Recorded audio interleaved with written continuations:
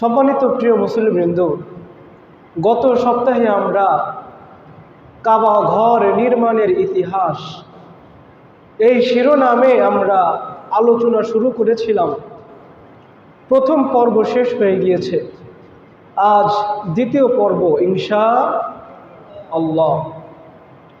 গত সপ্তাহে আপনাদের সামনে আমি বলেছিলাম রব্বুল আলামিন কাবা ঘরকে এমন কিছু স্পেশালিটি দিয়েছেন, এমন কিছু সম্মান মর্যাদা তিনি দিয়েছেন, যেই সম্মান যেই মর্যাদা রব্বুল আলামিন সাধারণত অন্য অন্য ঘরের দেন নাই।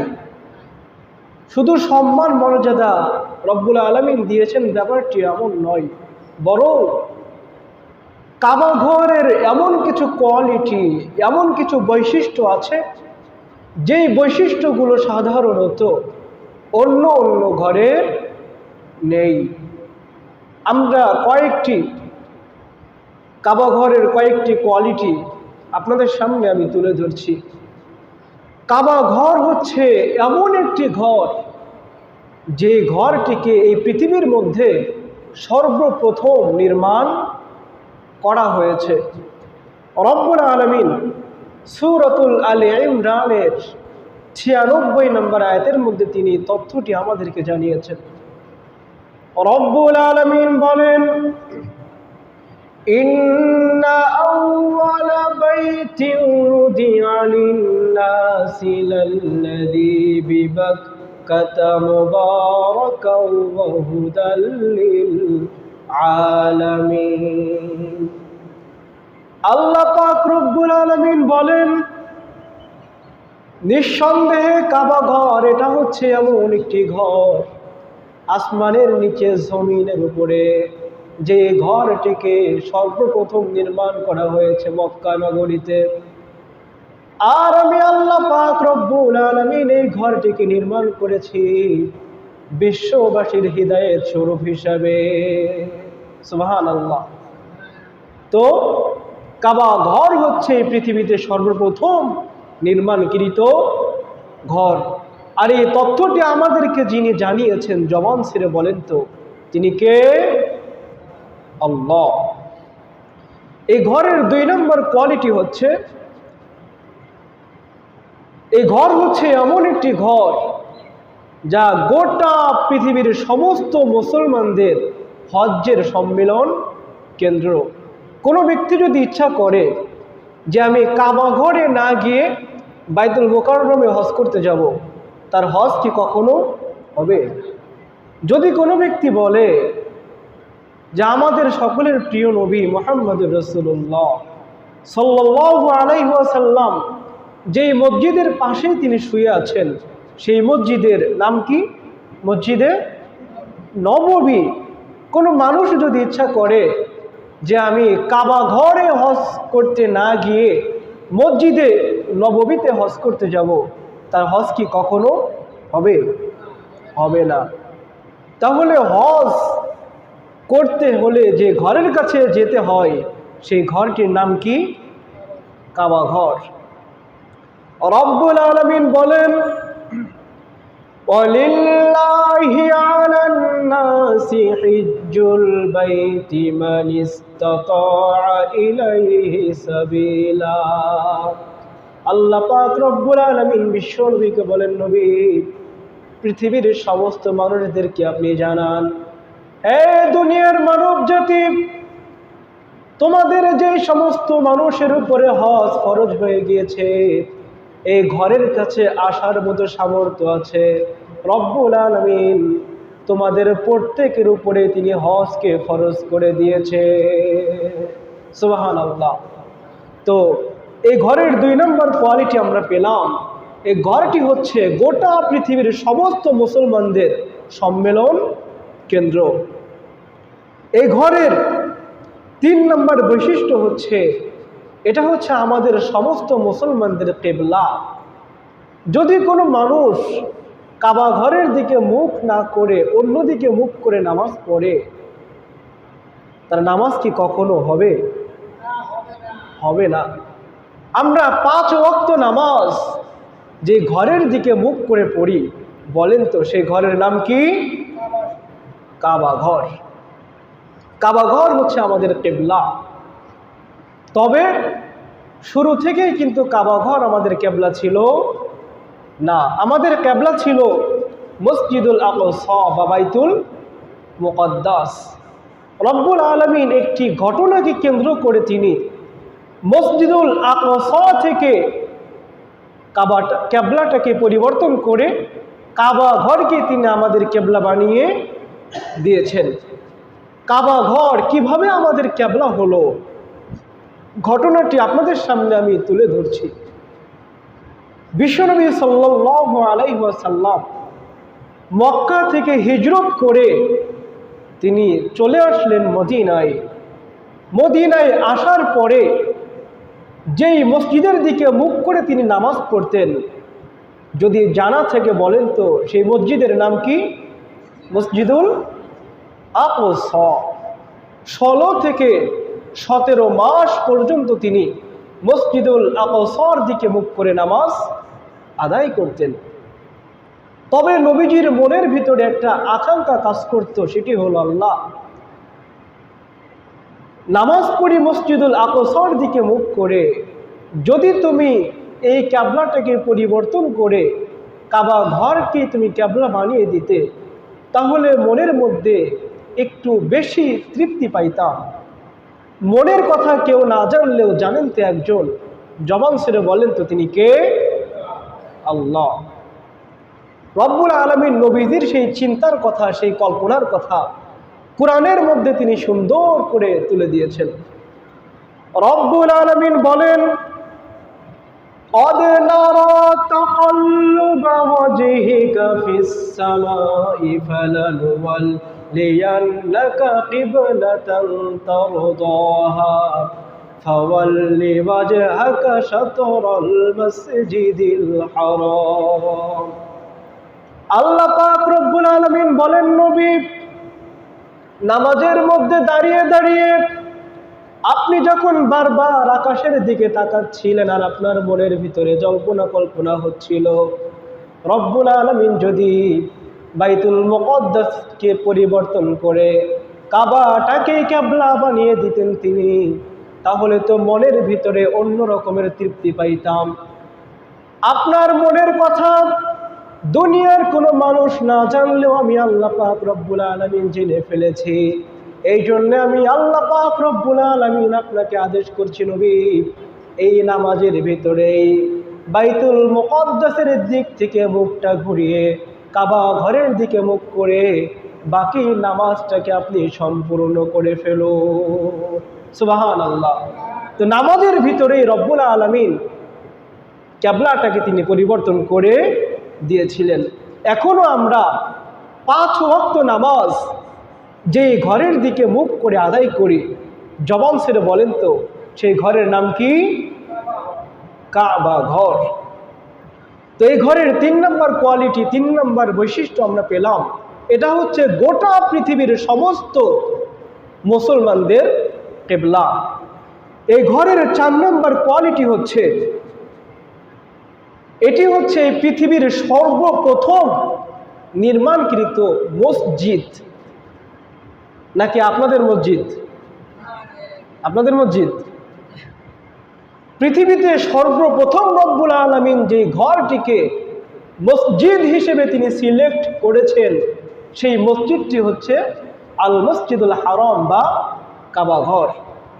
হাদিসের মধ্যে আসছে, বুখারীর বর্ণনা, হযরত আবু যর গিফারি রাদিয়াল্লাহু তাআলা আনহু নবীজির কাছে একবার জানতে চাইলেন, আইয়ু মসজিদিন উদিয়া ফিল আরদি আউয়াল, হে আল্লাহর নবী আপনি আমাদেরকে বলেন এই পৃথিবীতে সর্বপ্রথম কোন মসজিদকে নির্মাণ করা হয়েছে?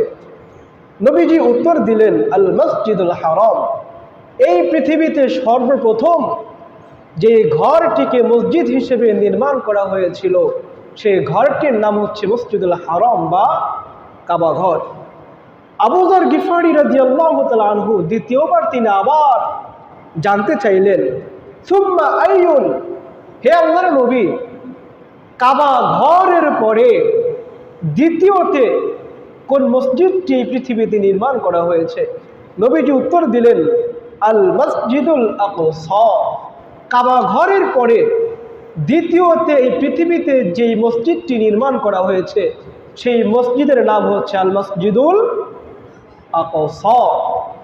আবু যর গিফারি রাদিয়াল্লাহু তাআলা আনহু আবার জানতে চাইলেন, কাম খানা বাইনাহুমা ইয়া রাসূলুল্লাহ সাল্লাল্লাহু আলাইহি ওয়াসাল্লাম, হে আল্লাহর নবী আমাকে বলেন আপনি কাবা ঘর এবং বাইতুল মুকদ্দাস এই দুইটা মসজিদ নির্মাণ করার মাঝে কত বছরের ব্যবধান ছিল? নবীজি উত্তর দিলেন, ক্বালা আরবাউনা সানা, কাবা ঘর নির্মাণ করার 40 বছর পরে মসজিদুল আকসাকে নির্মাণ করা হয়েছে।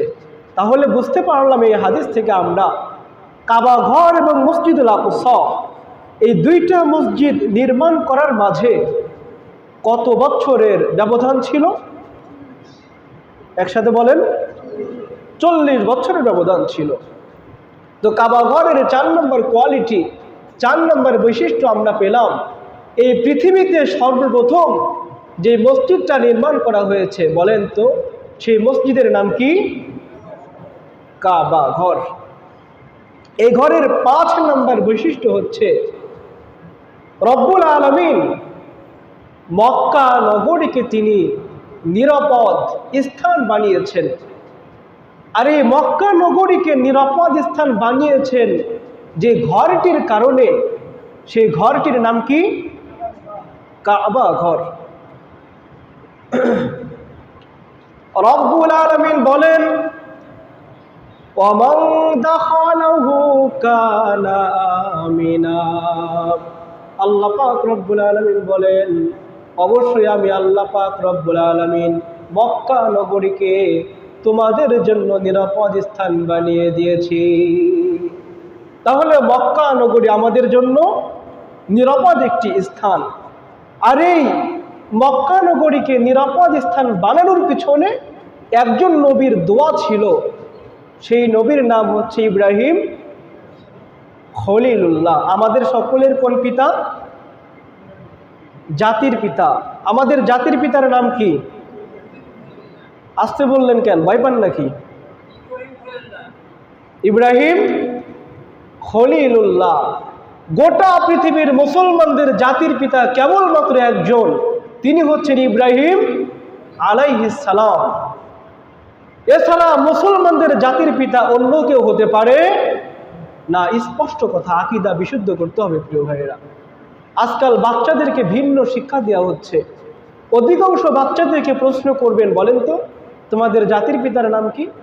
ইব্রাহিম আলাইহিস সালামের নাম না বলে অন্য একজন ব্যক্তির নাম বলে। জিজ্ঞেস করে দেখবেন। তো আমাদের জাতির পিতা কেবলমাত্র একজন, বলেন তার নাম কি? ইব্রাহিম আলাইহিস সালাম। তো ইব্রাহিম আলাইহিস সালাম আল্লাহর কাছে দোয়া করেছিলেন তিনি যেন রব্বুল আলামিন এই মক্কা নগরীকে তিনি নিরাপদ স্থান বানিয়ে দেন। রব্বুল আলামিন ইব্রাহিম আলাইহিস সালামের সেই দোয়ার কথাও তিনি কোরআনের মধ্যে তুলে দিয়েছেন। ইব্রাহিম আলাইহিস সালাম বলেছিলেন, وَإِذْ قَالَ إِبْرَاهِيمُ رَبِّ اجْعَلْ هَذَا بَلَدًا آمِنًا। হযরত ইব্রাহিম আলাইহিস সালাম বলেছিলেন, রব্বি জাআল হাযা বালাদান আমিনা, হে আমার পালনকর্তা, আমার প্রতিপালক, তুমি এই স্থানটাকে, এই নগরীকে তুমি নিরাপদ স্থান বানিয়ে দাও। আপনারা হয়তো অনেকে জানেন না, যে সমস্ত হাজী সাহেবরা হজ করতে যায় কাবা চত্বরে বসে বসে একটা মশা একটা মাছি মারারও কিন্তু অনুমোদন নাই। মানুষ মারা তো অনেক পরের কথা, মশা মাছি কোনো পাখি পঙ্খী মারা কিন্তু যায় না, কারণ ওইটা হচ্ছে একটা নিরাপদ স্থান। ওইখানে যে যাবে রব্বুল আলামিন বলেছেন তাকেই নিরাপত্তা দিতে হবে। সুতরাং রব্বুল আলামিন এই যে মক্কা নগরীকে তিনি নিরাপদ স্থান বানিয়েছেন, যে ঘরটির কারণে, জবান ছেড়ে বলেন তো সেই ঘরটির নাম কি? কাবা ঘর। সুতরাং এই কাবা ঘরের যারা ইবাদত করবে তাদেরকেও নিরাপত্তা দিবেন কে? আল্লাহ রব্বুল আলামিন বলেন, ফালইয়াবুদু রাব্ব হাযাল বাইত আল্লাযী আত'আমাহুম মিন জু'ইন ওয়া আমানাহুম মিন খাউফ। আল্লাহ পাক রব্বুল আলামিন বলেন, ফালইয়াবুদু রাব্ব হাযাল বাইত, গোটা পৃথিবীর সমস্ত মানুষ যেন এই কাবা ঘরের রবের ইবাদত করে। যদি আপনি কাবা ঘরের রবের ইবাদত করেন তাহলে বেনিফিট কি, লাভ কি হবে? আল্লাহ পাক পরের আয়াতে বলছেন, আল্লাযী আত'আমাহুম মিন জু', যদি তারা এই ঘরের রবের ইবাদত করে তাহলে এক নম্বর লাভ হবে, যখন তারা ক্ষুধার্ত হবে আল্লাহ পাক রব্বুল আলামিন তাদেরকে তিনি খাদ্য দান করবেন। ওয়া আমানাহুম মিন খাউফ, আর দুই নম্বর বেনিফিট হচ্ছে যখন তারা ভীতি অবস্থায় থাকবে, ভয় পাবে, ওই ভয় পাওয়া অবস্থায় এই ব্যক্তিদেরকে যিনি নিরাপত্তা দিবেন তিনি কে? আল্লাহ পাক রব্বুল আলামিন।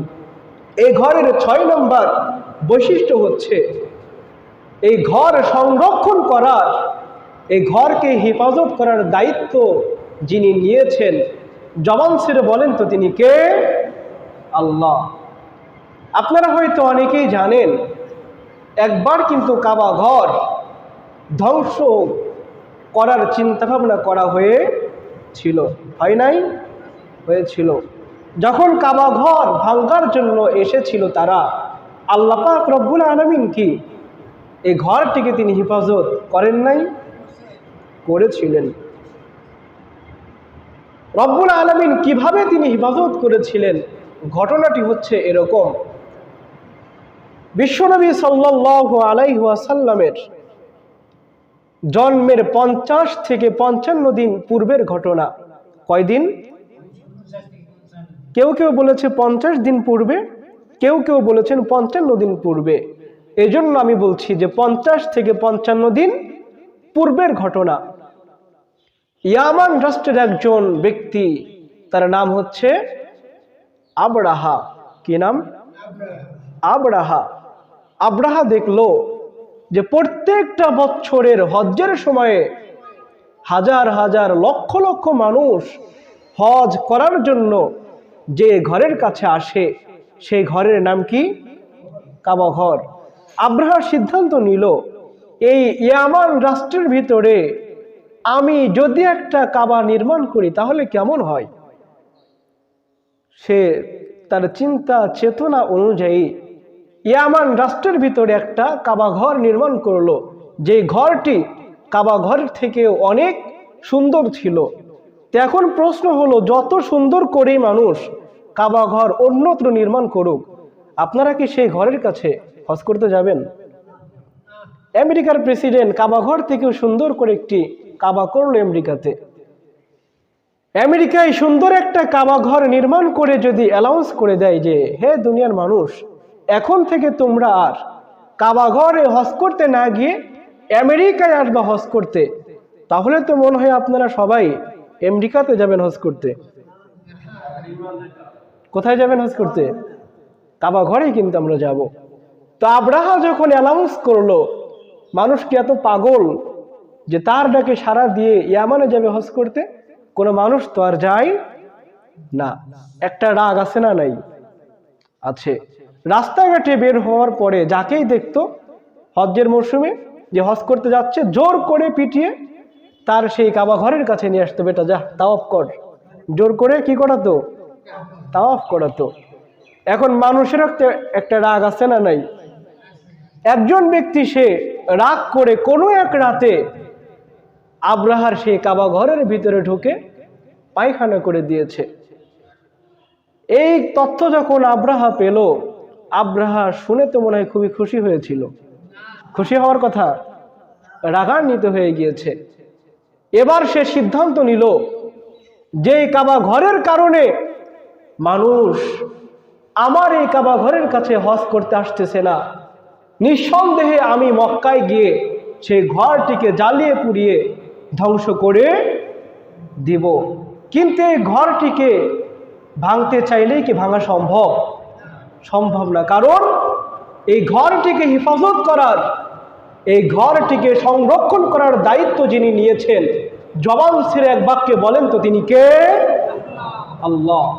এবার আব্রাহা সে বিশাল বড় কয়েকটা হাতি নিয়ে কাবা ঘর ভাঙার জন্য রওনা শুরু করে দিয়েছে। মক্কা নগরীতে যখন তারা পৌঁছে গেল, তারা যে খাদ্য দ্রব্য সাথে করে এনেছিল সমস্ত খাবার দাবার শেষ হয়ে গিয়েছে। এবার আব্রাহা বলল, মক্কা নগরীতে তোমরা ছড়িয়ে ছিটিয়ে পড়ো, যেখানেই উট পাবে, যেখানেই দুম্বা পাবে, সেখান থেকে সেগুলো ধরে নিয়ে আসবে। এবার আব্রাহার বাহিনী তারা মক্কায় ছড়িয়ে ছিটিয়ে গেল, যেখানে উট দুম্বা গরু ছাগল যাই পাইতো তারা সেগুলো কি করত? কবজা করে নিয়ে আসতো।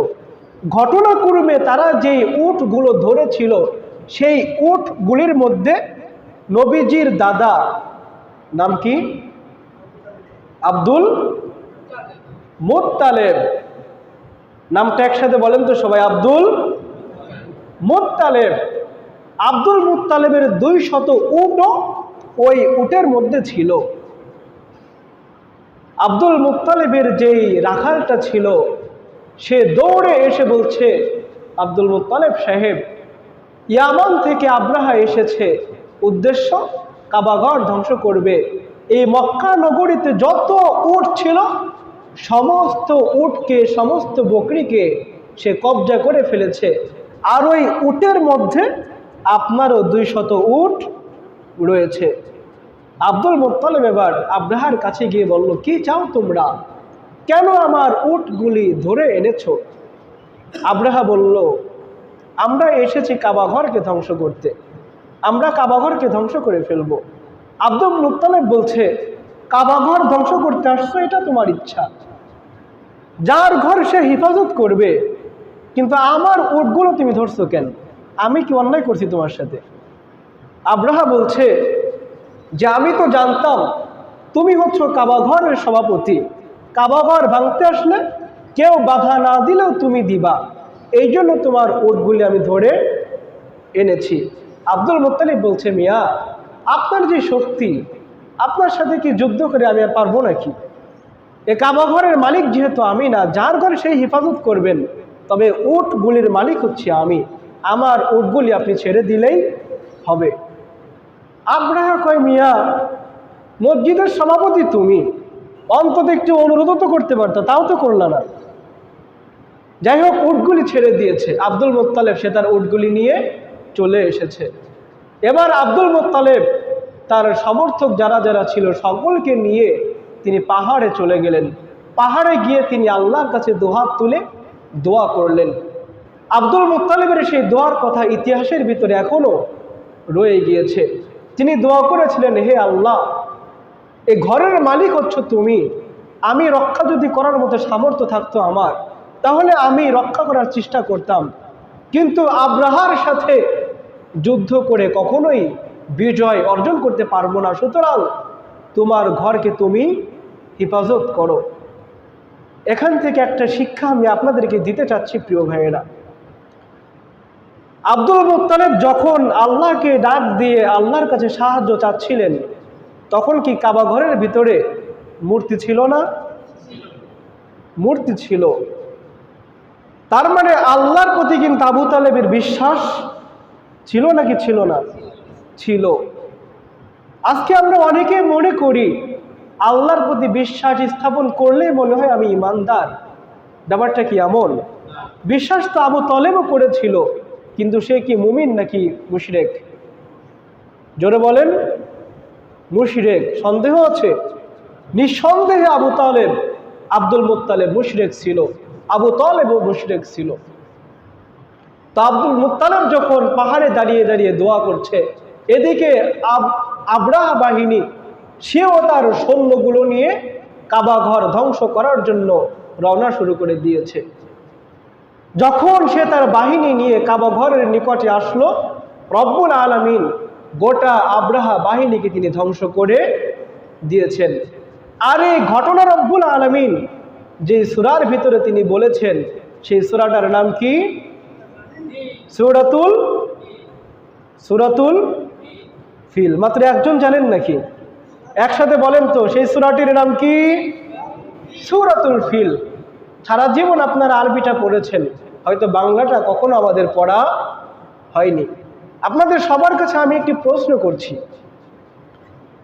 মাননীয় প্রধানমন্ত্রী শেখ হাসিনা, নাম শুনেছেন তো সবাই, তিনি ইংরেজিতে একটা চিঠি লিখলেন কার কাছে?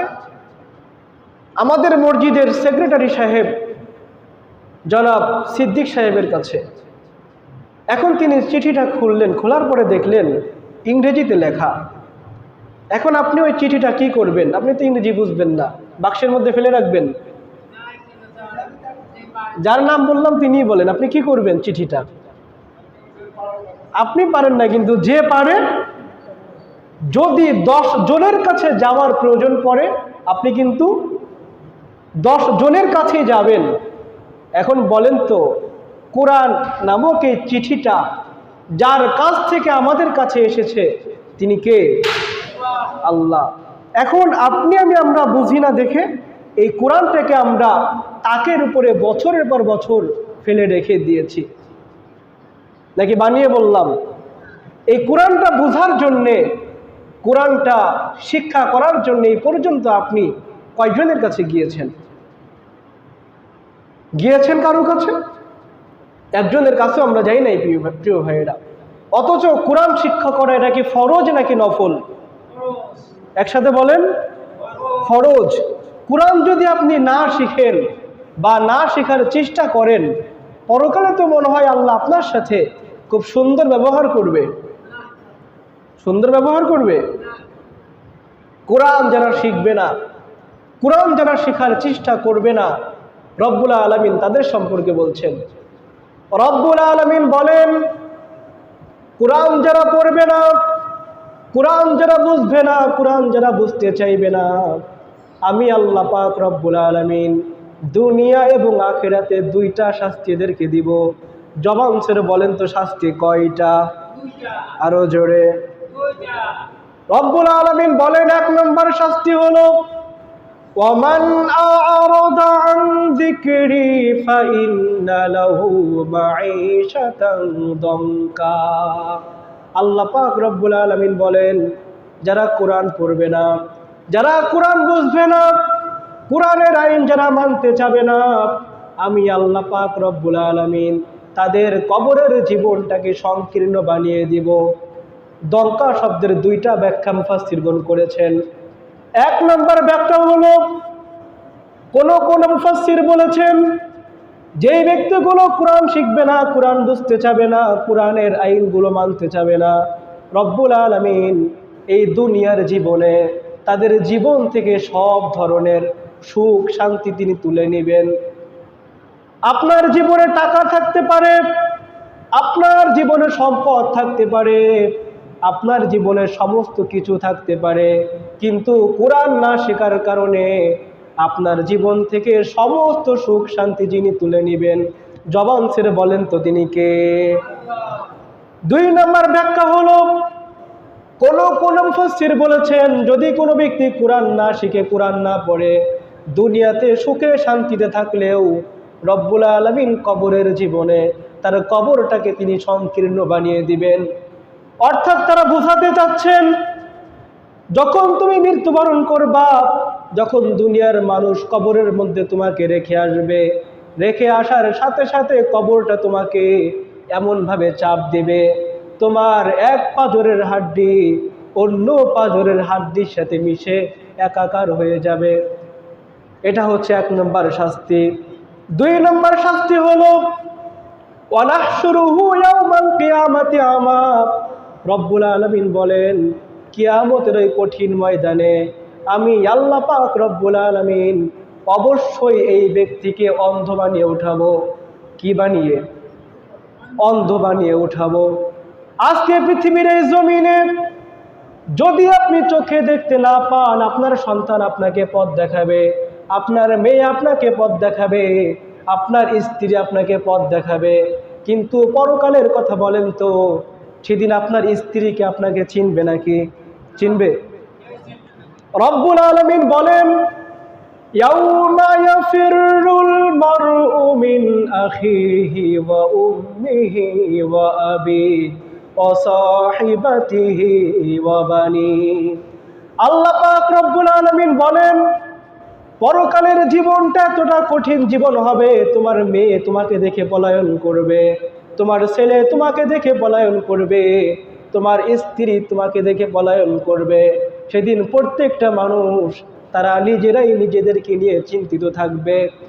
ওই কঠিন ময়দানে রব্বুল আলামিন যখন আপনাকে অন্ধ বানিয়ে উঠাবে, তখন এই মানুষগুলো আল্লাহর কাছে জানতে চাবে, রব্বুল আলামিন قال رب لم حشرتني أعمى وقد كنت بصيرا। হে আমার পালনকর্তা, দুনিয়াতে তুমি আমাকে চক্ষু দিয়েছিলে, আমি তোমার এই চক্ষু দিয়ে তোমার কত নাজ নিয়ামত দেখতে পেয়েছি। এমন কি অপরাধ আমি করেছিলাম যেই অপরাধের কারণে আজকের এই কঠিন দিনে তুমি আমাকে অন্ধ বানিয়ে উঠিয়েছ? রব্বুল আলামিন তখন উত্তর দিবেন, বান্দা শোনো, قال كذلك أتتك آياتنا فنسيتها وكذلك اليوم تنسى। আল্লাহ পাক রব্বুল আলামিন বলবেন, বান্দা শোনো, দুনিয়াতে আমি কুরআন নামক একটা চিঠি তোমাকে দিয়েছিলাম, কখনো তুমি ওই চিঠি বুঝতে চাও নাই, বুঝার জন্য চেষ্টা করো নাই, কুরআনের আইন প্রতিষ্ঠিত হোক কখনো সংগ্রাম করো নাই। তুমি আমার কুরআনকে যেমনি ভাবে ভুলে গিয়েছিলে, ওয়াকাযালিকাল ইয়াউমা তুনসা, আজকের এই কঠিন দিনে আমি আল্লাহ পাক রব্বুল আলামিনে তোমাকে ভুলে গেলাম। এবার জবান ছেড়ে বলেন তো, ওই কঠিন দিনে যদি রব্বুল আলামিন বলে আমি তোমাকে চিনি না, আমি তোমাকে ভুলে গেলাম, হাজার চেষ্টা করলেও আপনি কি কখনো জান্নাতে যাইতে পারবেন নাকি? পারবেন? কখনোই পারবেন না। এই জন্য প্রিয় ভাইয়েরা আমার, কুরআন বোঝার চেষ্টা করতে হবে নাকি হবে না? বলেন, আমাদের সবাইকেই কুরআন বোঝার চেষ্টা করতে হবে। আল্লাহ আমাদের সকলকেই তৌফিক দান করুন, আমরা পড়ি আমিন। তো প্রিয় ভাইয়েরা, যেটা বলছিলাম, রব্বুল আলামিন হস্তি বাহিনীকে ধ্বংস করার কথা যে সূরার মধ্যে তিনি বলেছেন, সেই সূরার নাম কি? সূরাতুল ফিল। এখন থেকে যে সূরাটা আপনারা পড়বেন, আপনাদের সবার কাছে আমার অনুরোধ, কমপক্ষে ওই সূরার অর্থটা আপনারা পড়ার চেষ্টা করবেন। রব্বুল আলামিন সূরাতুল ফিলের মধ্যে তিনি বলছেন, আলাম তারা কাইফা ফাআলা রাব্বুকা বিআসহাবিল ফিল আলাম ইয়াজআল কাইদাহুম ফি তাদলিল ওয়া আরসালা আলাইহিম তায়রান আবাবিল ترميهم بحجارة من سجيل فجعلهم كعصف مأكول। আল্লাহ পাক রব্বুল আলামিন বলেন, আলাম তারা কাইফা ফাআলা রাব্বুকা বিআসহাবিল ফিল। হে আমার হাবিব, আমার নবী, আপনি কি দেখেন নাই আপনার রব, আপনার পালনকর্তা হাতিওয়ালাদের সাথে কেমন ব্যবহার তিনি করেছিলেন? আলাম ইয়াজআল কাইদাহুম ফি তাদলিল, আপনার রব কি তাদের সমস্ত ষড়যন্ত্র, তাদের সমস্ত চক্রান্ত আপনার রব কি নষ্ট করে দেন নাই? ওয়া আরসালা আলাইহিম তায়রান আবাবিল, আমি আল্লাহ পাক রব্বুল আলামিন তাদেরকে ধ্বংস করার জন্য ঝাঁকে ঝাঁকে পাখি পাঠিয়েছিলাম।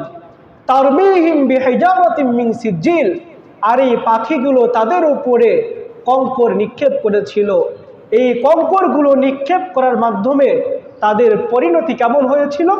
ফাজআলাহুম কাআসফিম মাকুল, তাদের পরিণতি হয়েছিল ভক্ষিত ঘাসের ন্যায়। ভক্ষিত ঘাস আপনারা চিনেন তো, অর্থাৎ গরু যখন ঘাস খায়, ঘাস যখন চাবায়, চাবানোর পরে ঘাসকে আগের মতোই থাকে নাকি চূর্ণ বিচূর্ণ হয়ে যায়? চূর্ণ বিচূর্ণ হয়ে যায়।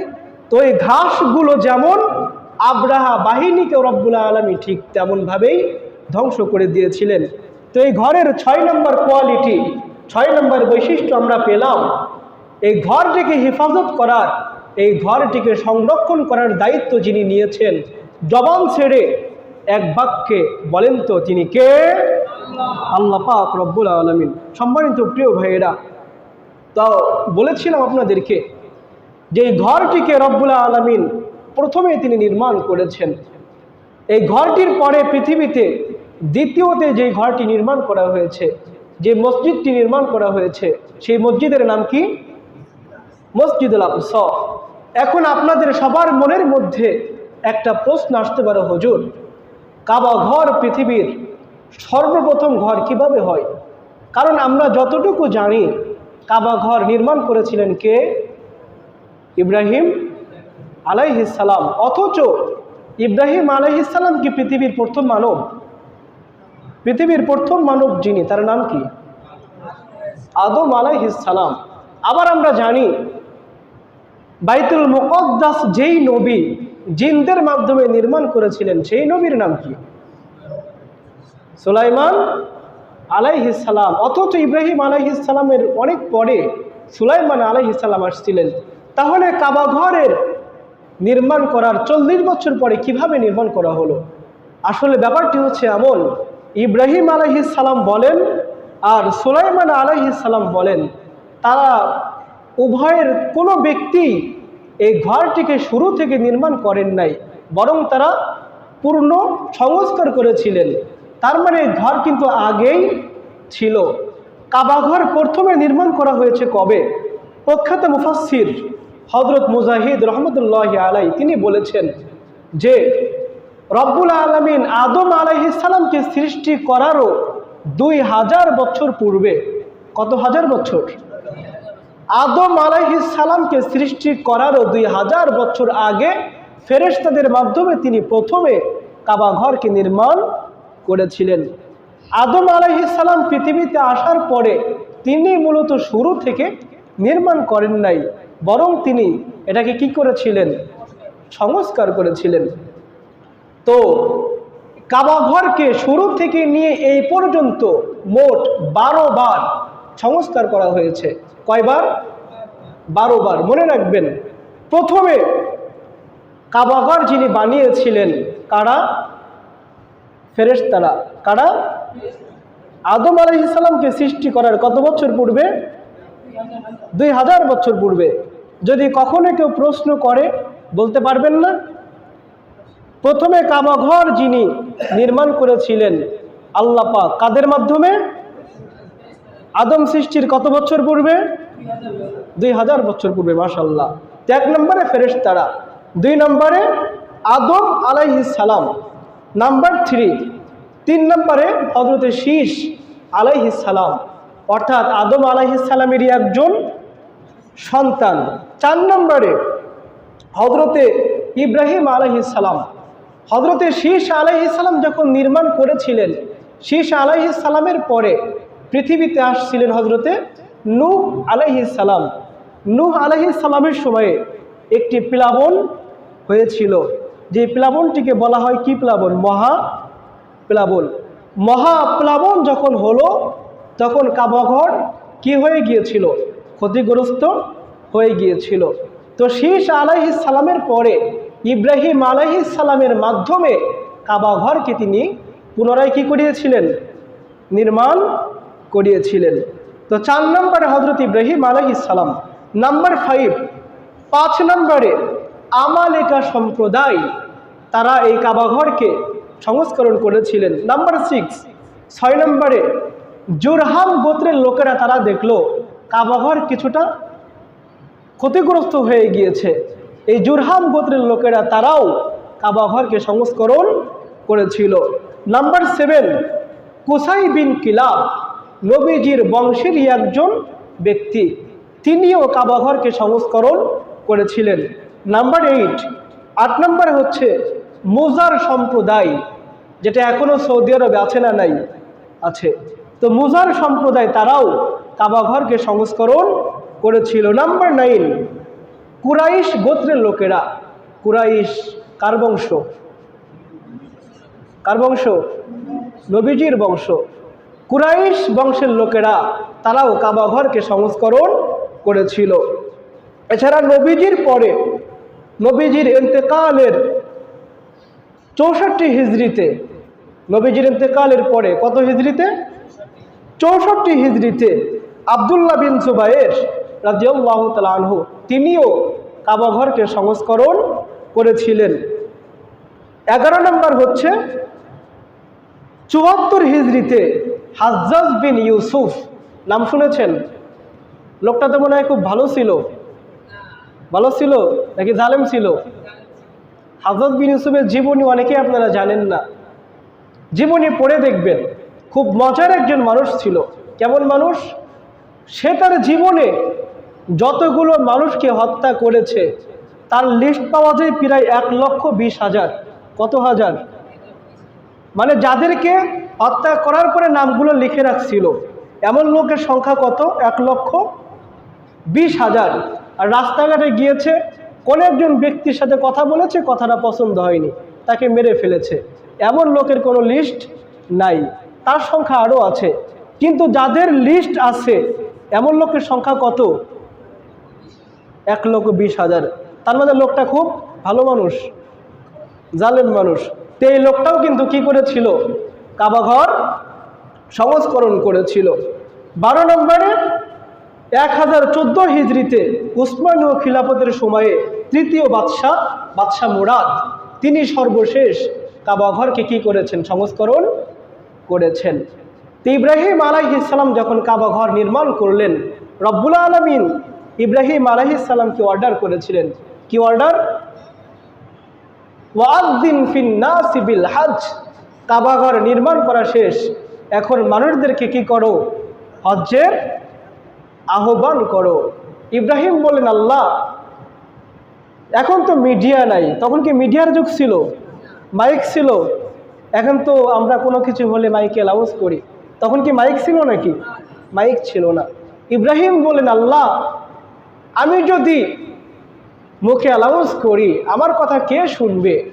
আল্লাহ পাক বলেন, ইব্রাহিম, অ্যানাউন্স করার দায়িত্ব আপনার, আর আপনার এই আওয়াজ মানুষের কাছে পৌঁছিয়ে দেওয়ার দায়িত্ব কার? আল্লাহর। ঘোষণা দেন আপনি। ইতিহাসবিদগণ বলেছেন, কেউ কেউ বলেছেন যে মাকামে ইব্রাহিমে দাঁড়িয়ে, আবার কেউ কেউ বলেছেন আবু কুবাইস নামক পাহাড়ের উপরে দাঁড়িয়ে তিনি মানুষদেরকে হজ্জের দিকে আহ্বান করলেন। তাফসিরের মধ্যে পাওয়া যায় ইব্রাহিম আলাইহিস সালাম যখন আহ্বান করলেন, রব্বুল আলামিন তার এই আওয়াজকে তিনি গোটা পৃথিবীর সমস্ত মানুষের কর্ণ গহ্বরে তিনি পৌঁছিয়ে দিয়েছিলেন। সুবহানাল্লাহ।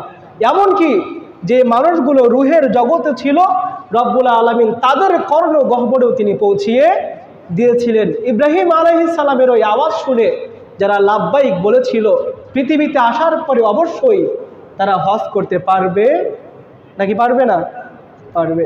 আল্লাহ আমাদের সকলকে জীবনে একবার হলেও যেন কাবা ঘরে গিয়ে হজ করতে পারি। আল্লাহ আমাদের সকলকে তৌফিক দান করেন, আমরা পড়ি আমিন।